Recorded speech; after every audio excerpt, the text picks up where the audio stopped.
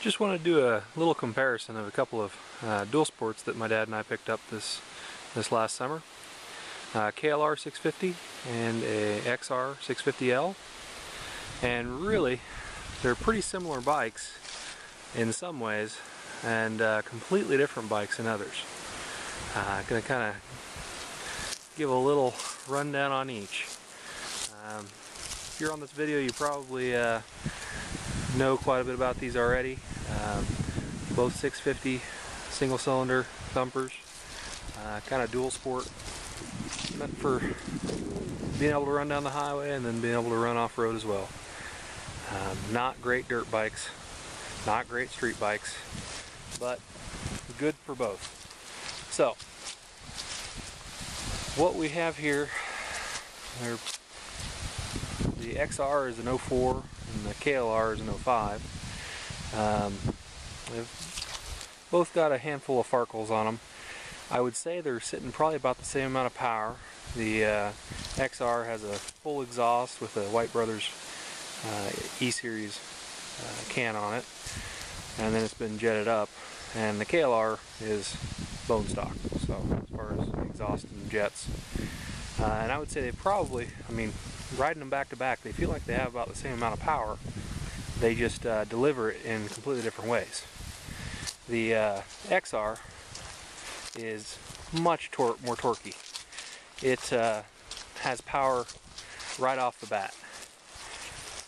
Once it gets up in the RPMs, it feels like it kind of just doesn't have as much oomph. Whereas the KLR is kind of more sewing machine-esque. It's real smooth down low and just kind of builds power slowly. But when you're up higher in the RPMs, it just seems like it has more oomph. It also has, I think, 70 pounds more than the XR in their stock. So it makes it a little heavier for going off-road. It is water-cooled, and the XR is just air-cooled.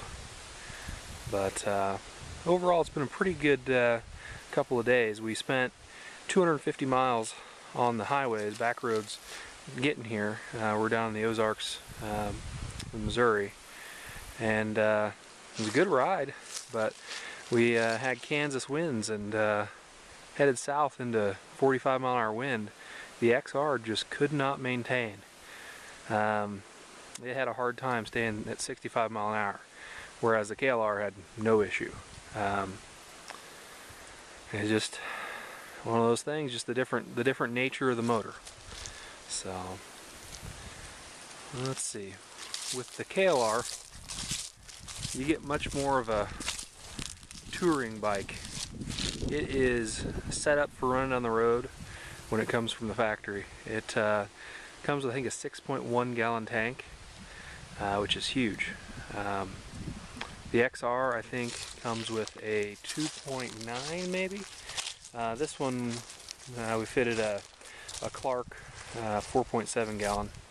So that helps a lot, but it also has gotten much lower mileage than the KLR. It, I think, was averaging 33 miles a gallon, and the KLR was getting 41. And that was into the same winds with similar riders on them. But definitely the XR is, you can tell its heritage is in the dirt. It is much more of a dirt bike.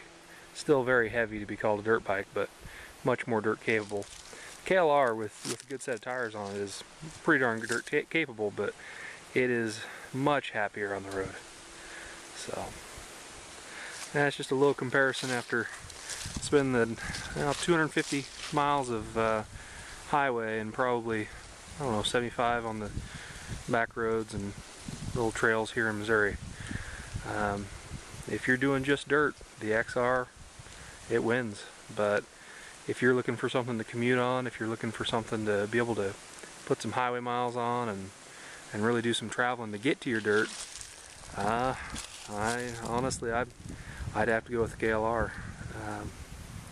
Unfortunately, that's my father's, so I have to deal with the XR for a while, but it's not too bad.